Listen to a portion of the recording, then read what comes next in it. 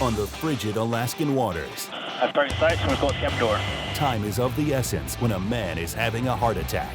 Can't walk, labored breathing. I'm not there to get definitive care. I'm there to get emergency swoop and scoop and get him out of there. In Chignik, the team must rush to save a violently injured fisherman before it's too late. We really had no idea how much blood the gentleman lost, but it's something that we're keeping in the back of our minds as we transit out there. And in the Gulf of Alaska, a vessel adrift and taking on water has no way to communicate their perilous position. Hey guys, how quick are we able to rig the basket in case we end up rolling over? The vast Alaskan wilderness, a place where beauty is cloaked by danger. Here, every day, 350 highly trained men and women risk their lives to save others. America's deadliest waters are protected by Coast Guard Alaska.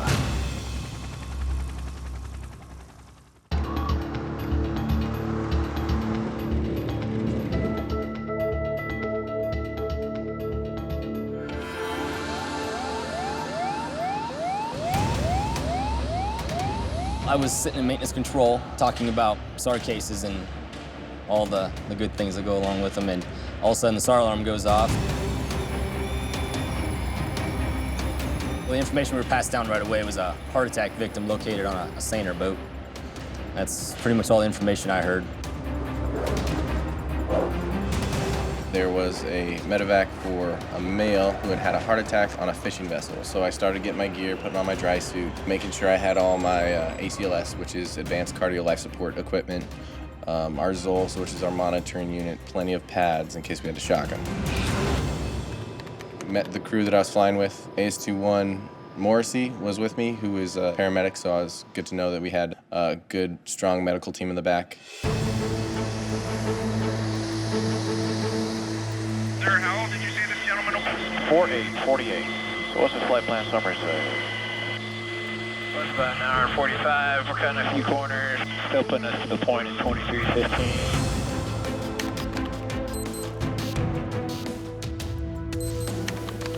You guys ready for taxi and takeoff? Yeah, ready for takeoff. Seems like a pretty serious case. The patient is cold. Left side of the body is going pretty numb right now, and it seems to be progressively getting worse. So this one's a real race against time to get him to a high level of care. As far as the weather condition on scene, the seas are pretty rough because the boat is trying to anchor themselves around an island to get into a little bit of shelter. Obviously, we don't have eyes on it yet. It's probably a little rough ride for them right now, and I'm sure they're trying to help this gentleman as much as they can. So, imagine trying to give some type of care, CPR or something. Not saying that's what they're doing, and they're getting rocked around while you're doing it. I'm sure it's a challenge and not very comfortable for those men on that fishing vessel. All right, fellas, let's get everybody on the same sheet of music. 48-year-old male, heart attack. Venture is the name of the vessel. Possible litter hoist, which are on. So be thinking about that, thinking about how you're going to have to, maneuver stuff around in the cabin. We got it pretty well set up, sir, for a litter horse, right, Brad? Yeah, I just need to move some bags around. Plus, we'll get rid of a huge chunk of space when we put you on the deck, Bob. I'm pulling on a torque now, just trying to get there. Has anybody got any questions? What we're doing, how we're doing?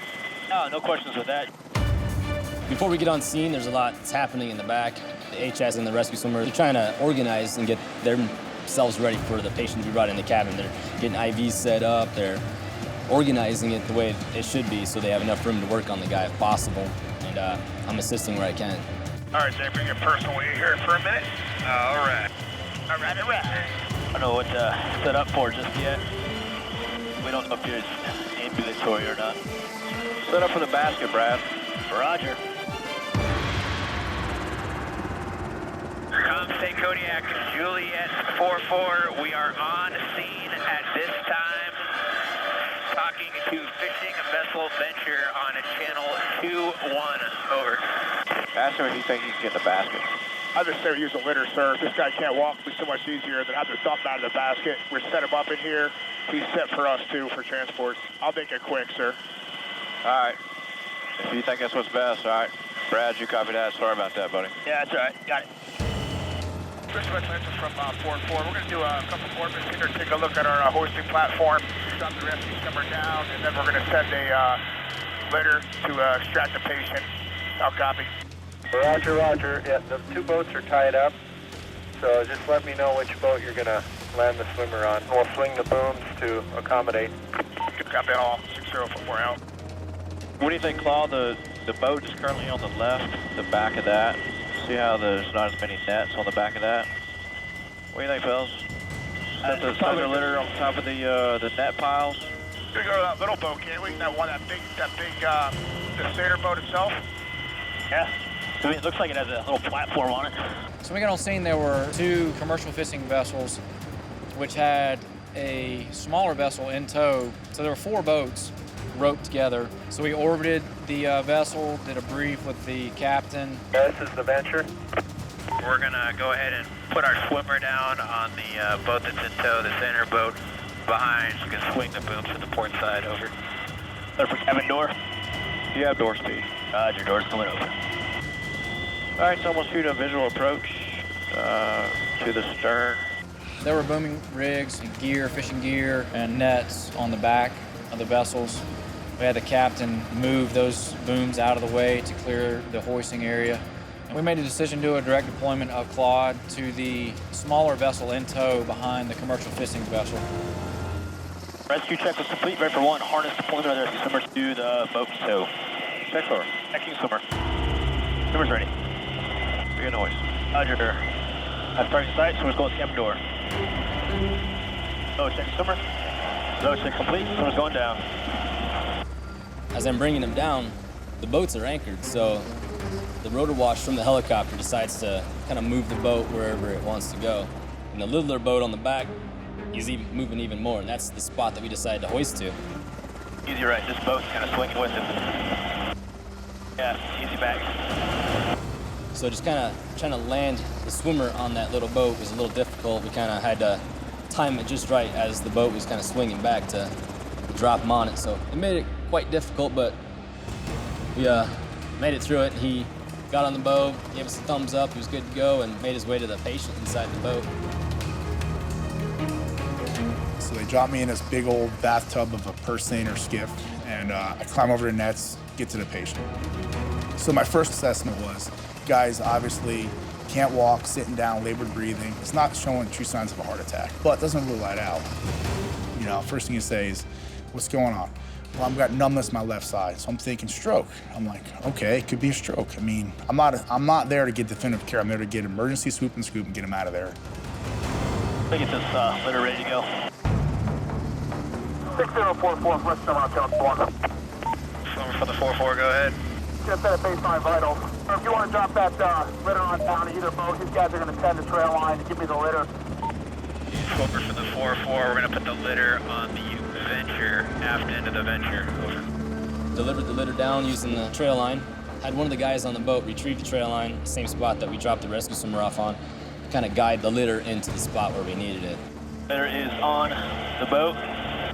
They set him up on top of the nets, which were closer to the booms and all the antennas and everything. Kind of made me a little bit more nervous. Okay, ready for pickup?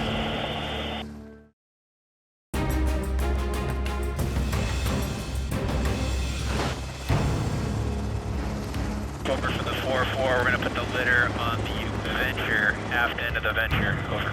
We got on scene. We had a patient with suspected heart attack, possible stroke. 220 miles southwest of Kodiak.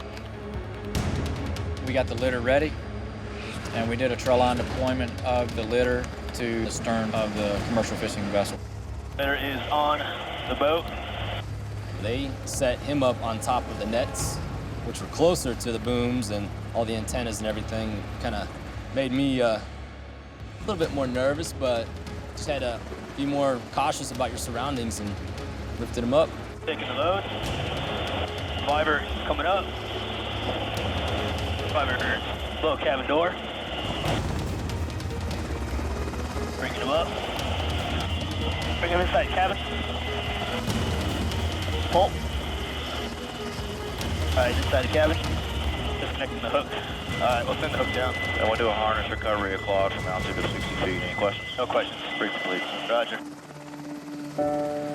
The next step in this evolution was to get our rescue swimmer off the seiner. We're just gonna drop the rescue hook down and pick him up in the same spot we lifted him off. Train somewhere in the cabin. Stretch. Somewhere's in the cabin. Hoist him, please. Good work. You know, once they recovered me back off the fishing boat, we started patient care together, me and Dave. All right, Dave. You guys got 3 baby aspirants on board. Got prior history of a heart attack. Prior history of stroke starting in his family. Got 142 pounds. Kind of flowing at 12 liters. Roger. Gonna have to cut this. Yeah, let's cut it up, dude. I got it. Hey, we're gonna put some pads on you, and we're gonna look at your heart, okay? We're gonna look at your heart. Got the gentleman stripped down, had to cut through a few layers to expose his chest, put on some defibrillator pads just in case that, you know, he did have another heart attack where we had to shock him. We're gonna roll you, brother. Roll for us. As we were putting the pads on, monitoring his heart, I also started a large bore IV in his left antecubital area with a 16-gauge needle and just started a fluid replenishment because he said he was a little bit dehydrated, hadn't been drinking a whole lot of water. From what I'm seeing, he's got a pretty good EKG. I'm gonna go ahead and print some right now. In the transport, pretty much the only thing he was complaining about is left-sided neck pain and numbness. We did a check to make sure that he was not having a stroke. After that, we just monitored, gave him fluids, and then we landed. A little bit of a dusty landing. EMS standby. A little ambulance. I think I'll talk to him. They're about 5 minutes out with the life flight, but apparently this guy's family is back there. So we come into Port Hyden. I saw like a pickup truck ambulance, rural ambulance type thing. I'm like, okay, let me go find out what we can do here for this patient to make his life better. So of course we transferred the patient over to the awaiting ambulance, which was a good call because I guess this guy was related to half the town. And it was kind of cool that the family could be at ease and see the patient, you know, getting good care. He's got 3 competent people that are working on him. You know, they need to see that. You know, when somebody's hurt, they need to see that we're doing everything we can for them. See, Dad's doing good. Dad's doing good. We won't let him get hurt. It's just total crew effort, you know, trying to get everything just as smooth as we can to make sure we're getting this guy the best patient care we possibly can. He's in great hands. He's got Life Flight Guardian there as soon as they land. Dave gave a good pass down. I'm with the patient still. Hand him off, and away we go. All right. Guys, have a good day. Thank you. We were able to leave the area and knowing that he was going to be taken care of pretty well. It's just kind of a sigh of relief that everything went well, and just hope other evolutions do the same, you know?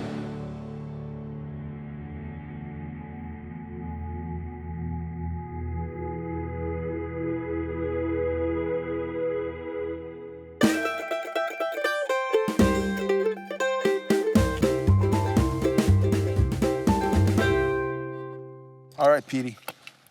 So we got the 45, and we got your 410, okay? What's the rules?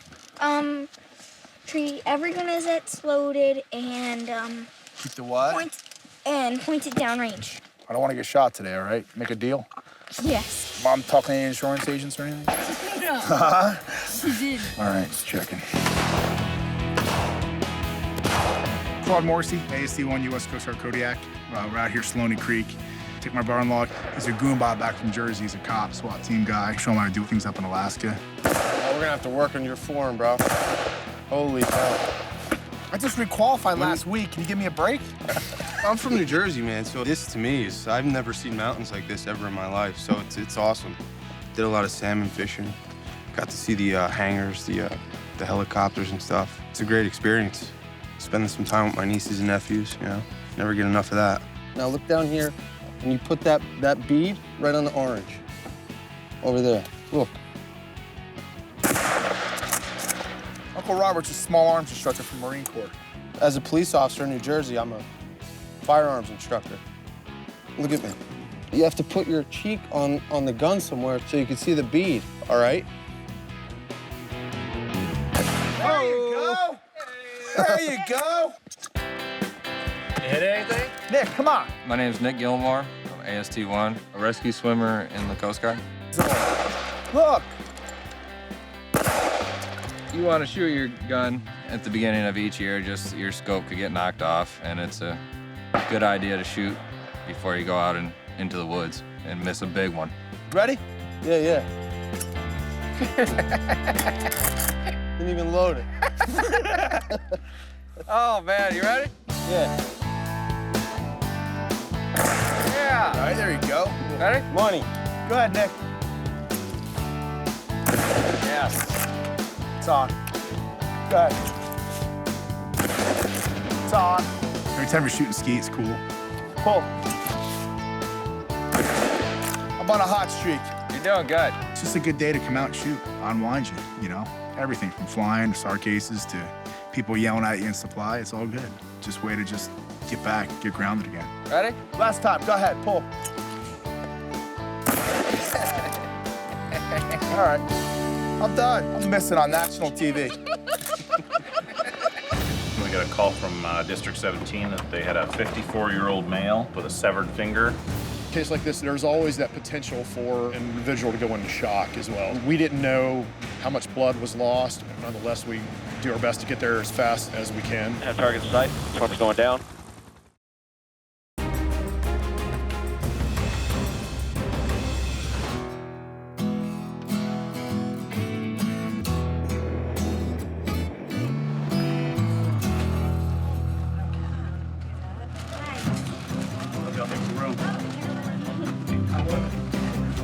I'm AMTC Chief Shane Rank. Been stationed here for a year. I was stationed here before. Came back, and today we're having one of our cook-off challenges that I arranged here at Air Station Kodiak. This time it happens to be a chili cook-off. Who puts squash in chili?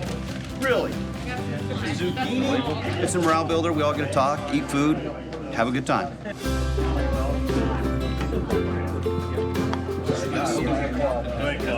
Chief, that ain't that bad. He's after you, Claude. That's good stuff. Very good. You want it? I'm good, man. It's a chili cook-off. Man, it's painful. It's painful, man. I'm burning up here. Look at I'm sweating like a... Never mind. Look out, would you? If you need some paint removed from your car, I highly recommend this Chipotle stuff right here. That's mild? That is not mild. That is like about to... That's plain. That's really good. That's really good. Cook-offs like this is a great way to build morale. It's a great way to interact with some of the guys that we don't get to see on a daily basis. C-130 guys are over here 65 side, so it's really cool. That's hot. All right. Third place. Good Body Moose Chili with 35 votes. Another round. You guys gotta be kidding me. The paint remover? Corpus Christi Chipotle Chili. Candle fire for you. Thank you very much. Thank you. Yay. We don't often get a chance to get everybody together, so it's kind of nice, especially in the middle of the workday, if we can do something like this. It's really just a morale event, but it's a great opportunity to get together and have a little fun. And the shame that I have to give this to my nemesis. But he does work hard, so congratulations, John. You got it. That's it, guys. Enjoy the food. We gotta go back to work. I think about this time last year we actually started it, and this was the first one we did. Two-time defending champion. So yeah, we did it because it's nice on a Friday, get out early, have some people come to get together and talk, and it's good food, good fun. It's just, I like hanging out with other coasties. Feed them good chili, right? Good.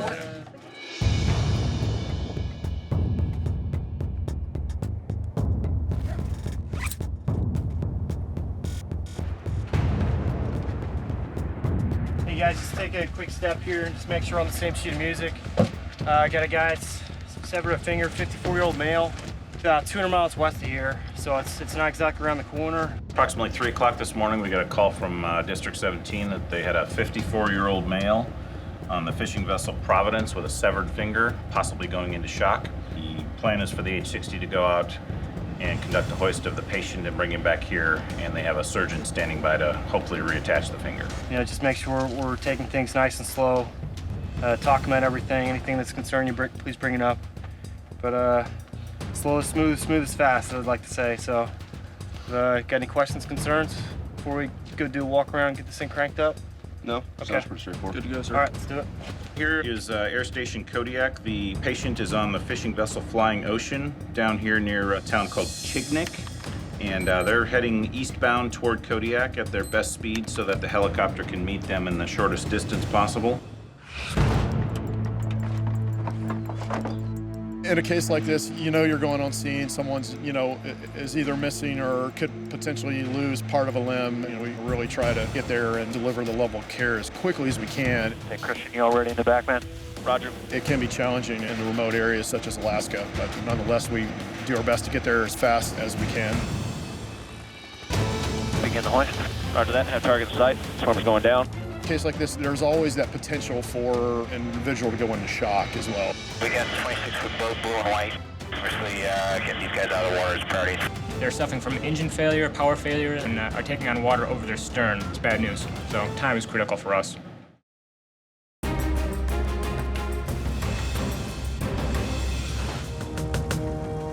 Pagers woke us up approximately 3:45 in the morning from our slumber. Less than a 2-hour flight to the location, which is the vicinity of Chignik Bay. A little more than halfway between Kodiak and Sandpoint. We were told prior to takeoff that it was a medevac off of a fishing vessel, severed finger, and that's all the information we had. So it's imperative that we get there as quickly as we can and give the survivor a chance of retaining that limb. Sector anchorage, Coast Guard 6044 on scene at this time with the Flying Ocean. Setting up to conduct a delivery of our swimmer to the vessel. We'll recover the gentleman.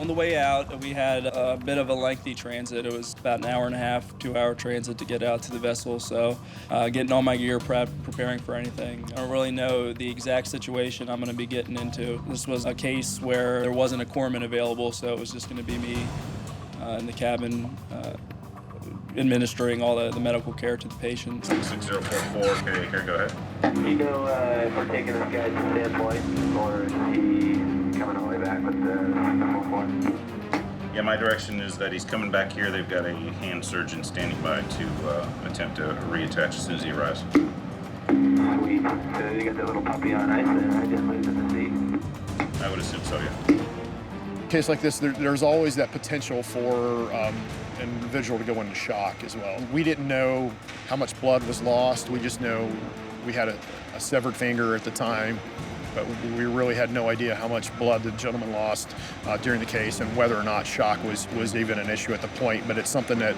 we're keeping in the back of our minds as we transit out there. At door speed, sir. Hey, roger that, door speed, man. Go ahead. Roger that. Door's coming open. Door's open. Door's latched. Roger that. All right, so first thing is going to be a delivery of the swimmer to the deck from 50 feet. Any questions? No questions. Once we got on scene, we noticed first thing that the boat was a little smaller than what we were expecting, and the hoisting platform was again kind of cramped. All right, that brings swimmer to the door. Check the swimmer. We also didn't know the situation as far as his finger went, if it was completely severed or if it was still on the joint. So we decided at that point it would be best to send me down. Begin the hoist. Roger that. Have target in sight. Swimmer's going down. Swimmer's below the cabin. Swimmer's above the stern of the vessel. Hold. Swimmer's going down. The biggest fear with the boat rocking and the amount of equipment they have on board that I get slung into something, into a boom or into a pile of pots or nets. Hold. Hold. Bring the swimmer back up. Easy right. Easy forward right. Easy right. Hold. Swimmer's going down. Swimmer's on deck. Swimmer has disconnected. Clear up, back, and left. Retrieving the hook. They lowered me down. The gentleman was actually waiting outside of one of the hatches for me. We went inside to kind of get clear of the noise from the helicopter. Swimmer and survivor making their way towards baskets. Survivor's walking. Survivor's getting inside the basket. Survivor is inside the basket. I had the ready for pickup. Come in. Roger that. Hold position. He's just, in a lot of pain. At that point, I didn't I didn't bother to look at his finger. I didn't want to really mess with it until we got back up into the plane and I had my EMT kit available. Bass is coming up. Bass has cleared the vessel. Tray line still on deck. Bass is coming up. Bass is below the cabin. Positioning basket. Bass is outside the cabin. Bringing basket inside the cabin. Everything was smooth as far as the hoist went. The flight mech did a great job, and the pilots did, of getting them up around any obstacles. Bass is inside the cabin. Hoist complete. Man.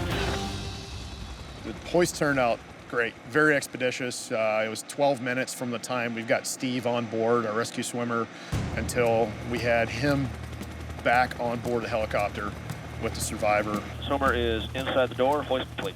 Roger that. Real nice job, Christian. Awesome job. We'll do a rescue check with part 3 and start getting out of here. Once I got back up to the cabin, at that point, like I said, he was very coherent. He didn't need a whole lot of attention besides the fact that I was a little worried about the dish rag he had around his finger. So I removed the dish rag. It was a lot of damage to his finger. I put a sterile dressing on it and just kind of kept it elevated until we got back to Kodiak.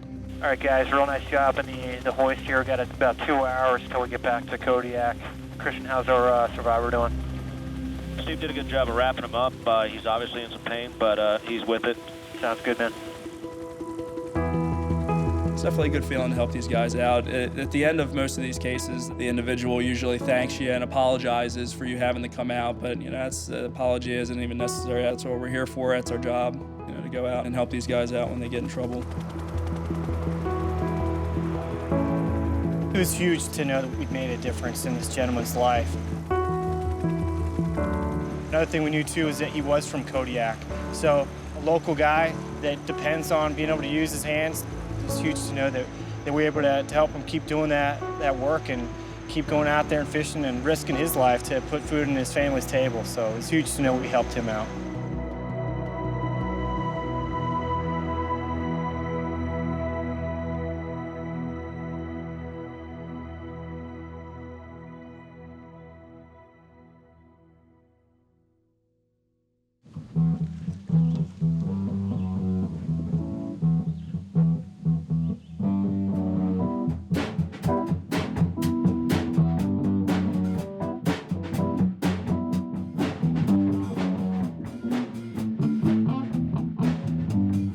My name is Lieutenant Jim Cooley. I'm an H-60 helicopter pilot. So the 3 other guys that I've been playing music with, Rob, Lefty, and Scott, all work in different communities. While Scott is a fellow H-60 helicopter pilot like myself, the other guys work in the C-130 and H-65 community.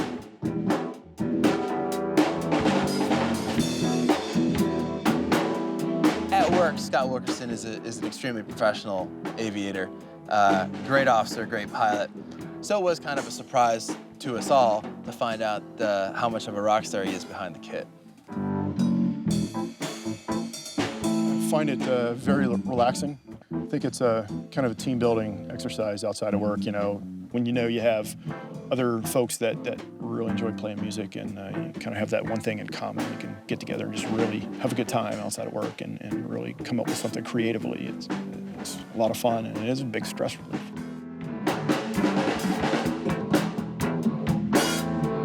My job flying helicopters in the Coast Guard at times can be very stressful.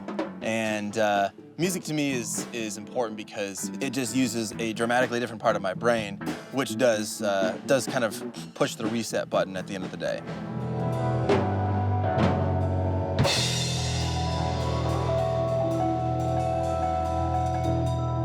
We got one song in the bank, many to go, and maybe we'll play our first gig here in Kodiak. Oh my goodness. We got a call requesting a helicopter for a 26-foot pleasure craft. They're suffering from engine failure, power failure, and are taking on water over their stern. Hey guys, how quick are we able to rig the basket in case you end up blowing over? 20 seconds. If they go in this water, if the temperature is as cold as they are, it's bad news. So time is critical for us. You got me loud and clear, sir? 10-4. At this time, we need you guys to put on life jackets, please.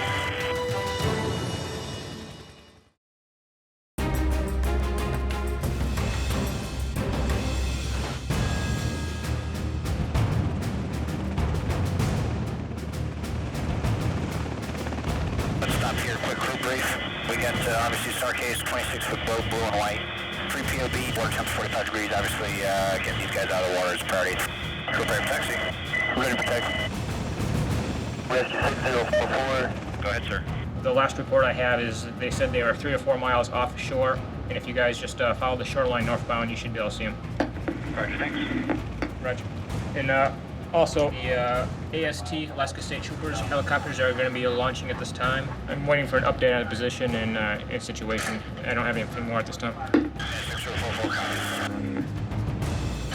Lieutenant Dave Coburn, ODL. About 45 minutes ago now, we got a call from Sector Anchorage requesting a helicopter for a 26-foot pleasure craft. The pleasure craft misbehaving, was taking on water in the vicinity of Cook Inlet, about halfway between Homer and Kenai. They're suffering from engine failure, power failure, and they have no comms other than a cell phone right now and are taking on water over their stern. Ready for takeoff. If the pleasure craft does go down, I'm guessing that they don't have immersion suits on board, and if they go in this water, with the temperatures as cold as they are, it's bad news. So time is critical for us. ETA is 1913 local. I'm Lieutenant Vincent Jansen. I'm an H-60 Tango helicopter pilot here at Air Station Kodiak.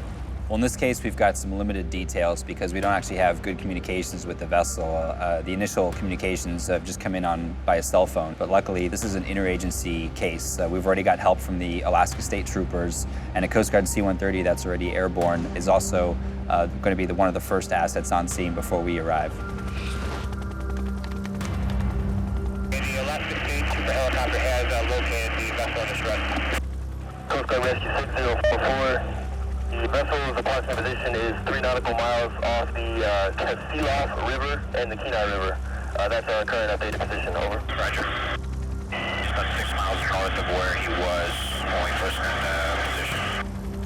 3 miles off the coast. Okay, guys, we're about 4 minutes out.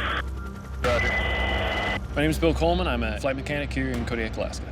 There's always a lot of uncertainty when you hear vessel taking on water. It could be that by the time we get in the air, that those people are already in the water. The amount of time you can survive in the water here in Alaska is very short. There he is. We're the third asset to arrive on scene. Once we had good communications with the Alaska State Trooper helicopter, we asked them to sidestep to give us room to come in on top of the vessel and have a really good look to see what's going on, what the conditions of the folks on board are, and really just to give them some initial survival instructions in case their situation gets worse right off the bat. We don't know if they have survival suits or not. Presumably, hopefully they do. They are not wearing survival suits. Well, shoot.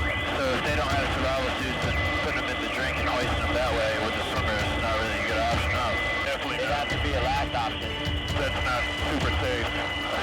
We don't know what the scenario is in the boat. It could be chaos. Yeah, they're TIW right now. Any consideration for dropping a radio to these guys? I think that's a good idea.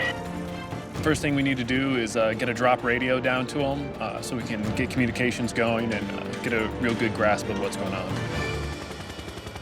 I'm going to do a radio check. Roger. 6044, radio check, drop radio. Loud and clear. Alright, it's loud and clear on the radio as well. So I'm going to try to wave at this guy and let him try to give him the clear hand signal. Maybe just like hang it out for a couple feet.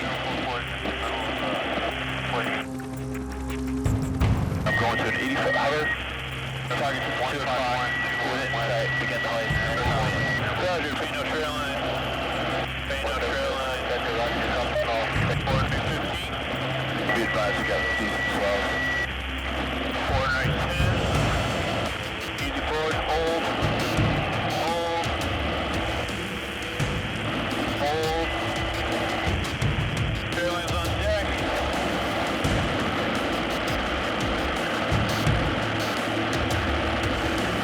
Trail line's on deck, hold. Trail line detached, retrieve trail line. Misbehaving from the Coast Guard rescue helicopter on channel 21. You got me loud and clear, sir? 10-4. We have a boat coming out of Kenai. We've been bailing on water. Roger, you guys have life jackets? 10-4. After we delivered the drop radio to the folks on the Misbehaven, they come right up on channel 2-1 and are talking to us saying, hey, we've got 3 people on board, and have got a cell phone call in to, I believe, some family members with a boat up in the Kenai area who are willing to come out and possibly take the Misbehaving in tow. Can you give us an idea of the water on board, and if you guys are still taking on water? We have dewatering pumps on board. Build's pumps quit working, but we hand bailed and got most of our water off board, sir. We're less than 2 feet now. So, do you think you need one of our pumps? Negative at this time, sir. Okay, sounds good. We can also do that as a precautionary measure. We'll leave that up to you. It was a fairly small boat relative to the seas. It had started to build pretty good, and kind of puts you in a scary situation that really, if things start to get any worse, they could flip over at any time and end up in the water. Hey guys, how quick are we able to rig the basket in case we end up rolling over? 20 seconds. I've seen more boats that were taking on water suddenly roll over than successfully dewatered. We have the other vessel coming here soon, ready to pounce if we have to, you know. Sometimes the hardest thing to do is nothing at all. And in this case, even though the situation is essentially under control, I'm not really willing to leave till I know that the Misbehaving and her crew are going to be safe.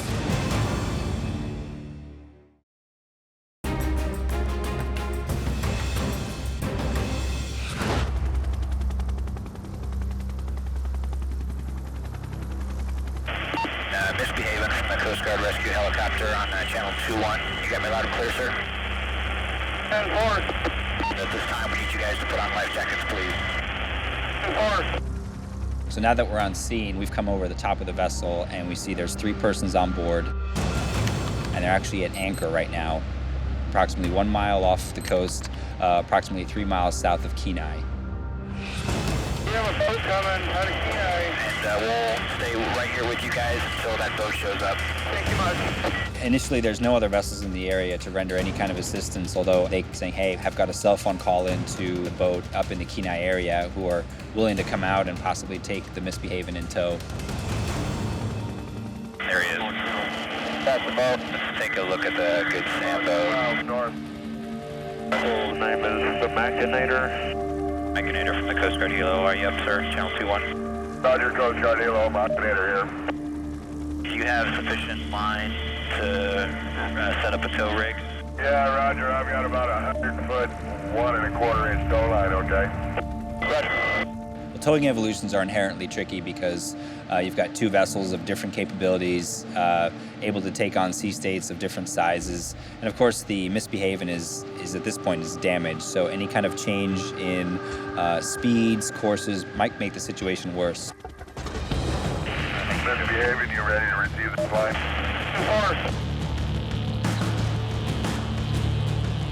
You got a hard point you can hook onto?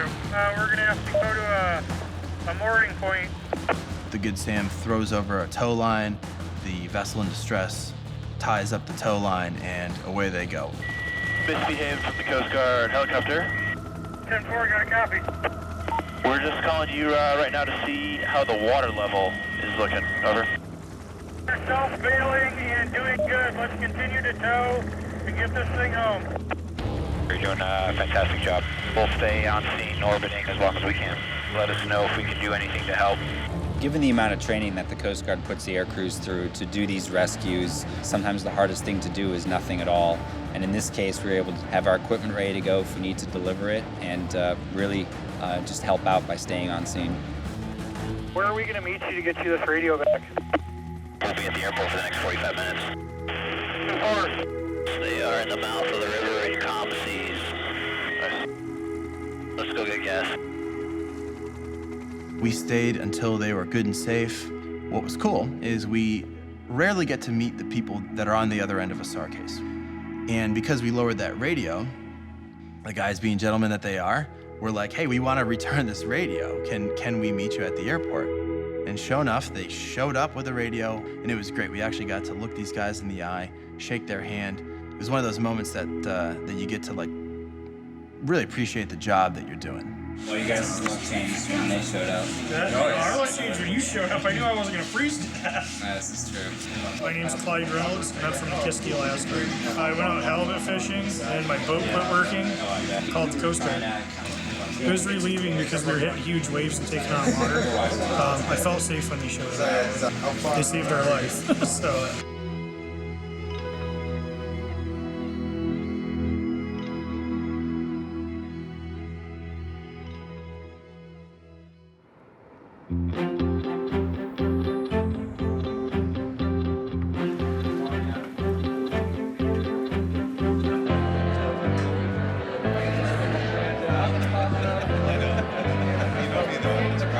It's August 4th, 2012, and it's the 222nd birthday of the U.S. Coast Guard. Focus, focus. Nice, nice, nice. See? I knew you tried. Like a hover, 3 o'clock in the morning. There was all sorts of events, not only for the Coasties, but also for spouses, friends of the Coast Guard. But what we were all looking forward to was the special guest today. It's Admiral Pat, our Commandant. He's our only 4-star Admiral in the U.S. Coast Guard. He is the Chief of the Coast Guard. He's in charge. All right, folks, want to gather around? We have the Commandant of the Coast Guard here to help us celebrate the 222nd birthday of the Coast Guard. Admiral? Good afternoon, shipmates. Good afternoon, Admiral. Everybody, this is my wife, Linda. I can tell you that Washington is a long way from Kodiak, so it's good to come out here and lay eyes on things occasionally to make sure that we're providing what we can. You know, the Coast Guard's hard-pressed in a lot of ways, and we're doing the best we can to provide the best services for you out here because you deserve it. You do an awful lot of hard work for our country, and there's no more dangerous and challenging environment than the Gulf of Alaska, the Bering Sea, and the Arctic. So that's why we've made it a point to come back out here, because we know the challenges that all of you face. So I couldn't be more proud of all of you. Happy Coast Guard birthday, Semper Paratus, and thanks for having us here tonight. Thank you.